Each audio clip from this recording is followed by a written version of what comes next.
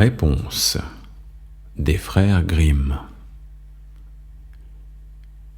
Il était une fois un mari et sa femme qui désiraient depuis longtemps avoir un enfant, quand enfin le bon Dieu avait entendu leur prière et avait accompli leur vœu le plus cher. Depuis leur maison, ils pouvaient voir un magnifique jardin où poussaient les plantes et les fleurs les plus belles, mais il était entouré d'un haut mur et personne n'osait s'y aventurer, car il appartenait à une sorcière que tout le monde craignait. Un jour, la femme se tenait à sa fenêtre et admirait le jardin. Elle vit de superbes réponses avec des rosettes de feuilles si vertes et si luisantes, si fraîches et si appétissantes, que l'eau lui en vint à la bouche. Cette envie grandissait de jour en jour, mais comme elle savait aussi qu'elle ne pouvait pas en avoir, elle se rendit malade et commença à dépérir chaque jour un peu plus. En la voyant dans un tel état, son mari s'inquiéta et lui demanda « Mais que t'arrive-t-il donc ?»« Ah, je vais mourir si je ne peux pas manger de réponse. » Le mari aimait sa femme et était prêt à tout pour son bonheur. Au crépuscule, il escalada le mur du jardin de la sorcière et prit une pleine main de réponses qu'il rapporta à son épouse. La femme s'en prépara immédiatement une salade qu'elle mangea sans attendre. Mais c'était si bon et cela lui avait tellement plu que son envie avait triplé. Et pour la calmer, son mari retourna encore une fois dans le jardin. Il fit donc comme la veille, mais quand il sauta dans le jardin, il se figea d'effroi, car il était nez à nez avec la sorcière.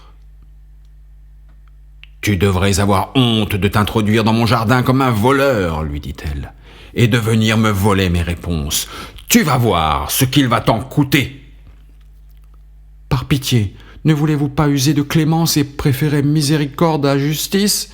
Si je me suis décidé à le faire, c'est que ma femme a vu vos réponses par notre petite fenêtre et elle a été prise d'une telle envie d'en manger qu'elle serait morte si elle n'en avait pas eu. » La sorcière fit taire sa fureur et lui dit « Si ce que tu racontes est exact, je veux bien te permettre d'emporter autant de réponses que tu voudras, mais à une condition.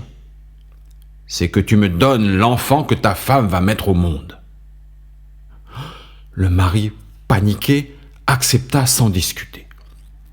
Quelques semaines plus tard, quand sa femme accoucha, la sorcière arriva aussitôt, donna à l'enfant le nom de Réponse et l'emporta avec elle.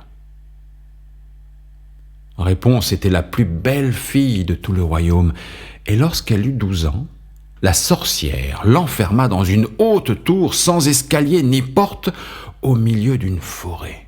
Et comme la tour n'avait pas d'autre ouverture qu'une minuscule fenêtre tout en haut, quand la sorcière voulait y entrer, elle appelait sous la fenêtre. « Réponse ! Réponse ! Descends-moi tes longs cheveux !» Réponse avait de longs et merveilleux cheveux blonds. En entendant la voix de la sorcière, Réponse détacha ses cheveux et les laissa se dérouler jusqu'en bas, si bien que la sorcière pouvait se hisser et entrer. Quelques années plus tard, un prince chevauchait dans la forêt et passa près de la tour. Il entendit un chant si adorable qu'il s'arrêta pour l'écouter. C'était Réponse qui chantait avec la plus belle des voix. Le prince, qui voulait monter vers elle, chercha la porte de la tour mais n'en trouva aucune. Il finit par rentrer chez lui. Mais le chant l'avait bouleversé qu'il ne pouvait plus laisser passer un jour sans revenir à la tour et écouter. Un jour, alors qu'il était caché derrière des buissons, il vit apparaître la sorcière et l'entendit appeler Réponse. « Réponse, Réponse, descends-moi tes longs cheveux !» Réponse laissa alors tomber ses cheveux et la sorcière grimpa. Le prince, ayant compris comment rejoindre la belle Réponse, tenta sa chance le lendemain et, arrivé au pied de la tour, il l'appela. « Réponse, Réponse, descends-moi tes longs cheveux !» Les nattes se déroulèrent aussitôt et le prince monta. C'est alors que Réponse prit peur en voyant qu'un homme était entré chez elle, un homme comme elle n'en avait jamais vu. Mais il se mit à lui parler gentiment et à lui raconter combien son cœur avait été touché quand il l'avait entendu chanter, qu'elle l'avait ensorcelé. Alors, Réponse perdit son effroi, et quand il lui demanda si elle voulait de lui comme époux, elle répondit qu'elle le voulait bien. En mettant sa main dans la sienne, elle ajouta aussitôt « Je voudrais bien partir avec toi, mais je ne sais pas comment descendre d'ici.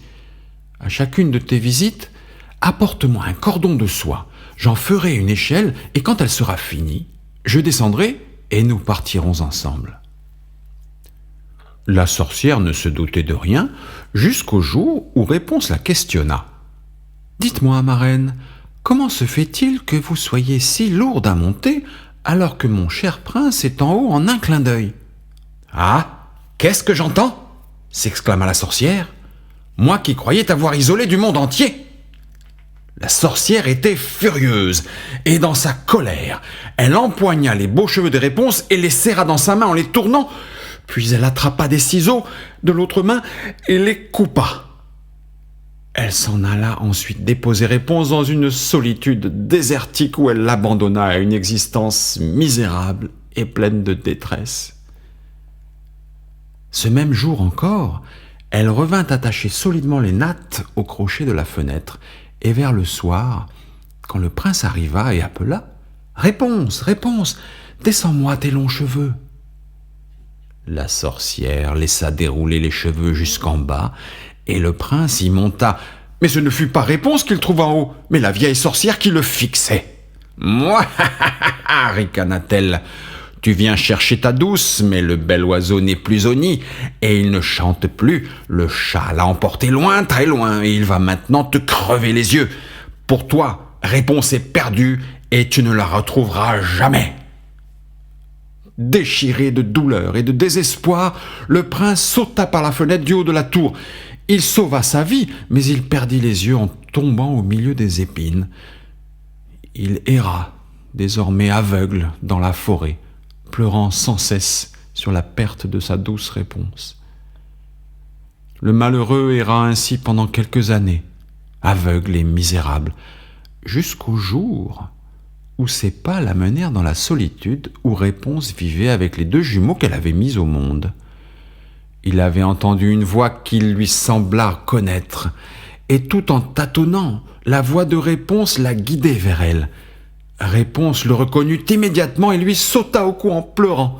Deux de ses larmes ayant touché ses yeux, le prince recouvra la vue et il ramena sa bien-aimée dans son royaume, où ils furent accueillis avec joie et vécurent à tout jamais heureux.